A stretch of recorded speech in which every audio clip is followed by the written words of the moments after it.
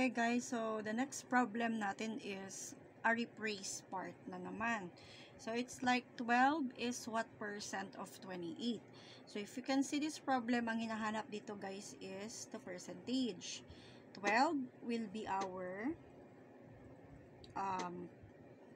part and 28 is the base ng hinahanap. Ito siya, percentage. Now, percentage over 100 equals 12 over 28.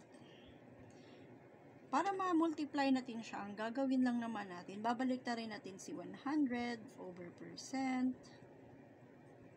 equals 12, 28. Okay?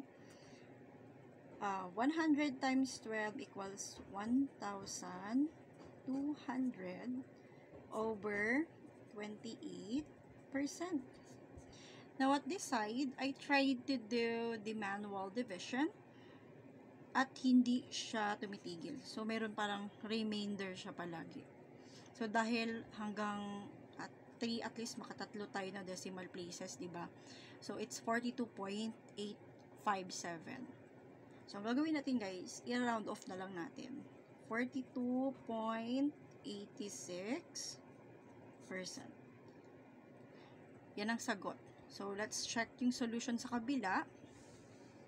Tadan! So, parehas tayo ng sagot dito. 42.86%. Okay. Pero yung solution ba parehas? Okay, parehas lang. Kaso lang yung akin guys, alam mo naman ako, hindi ako masyado nag-stick sa book. Nag-stick ako kung paano ko siya naintindihan or paano siya na-process ng brain ko, ng comprehension ko. Shortcut lang ako, guys. Mas tipid sa papel, sa pagsusulat. Ayan. So, for more, follow me for more. For more free tutorial in mathematics, you can follow me. I can also visit my YouTube channel, Eliza and Gab. Doon ko siya pinopost. Okay? Thank you.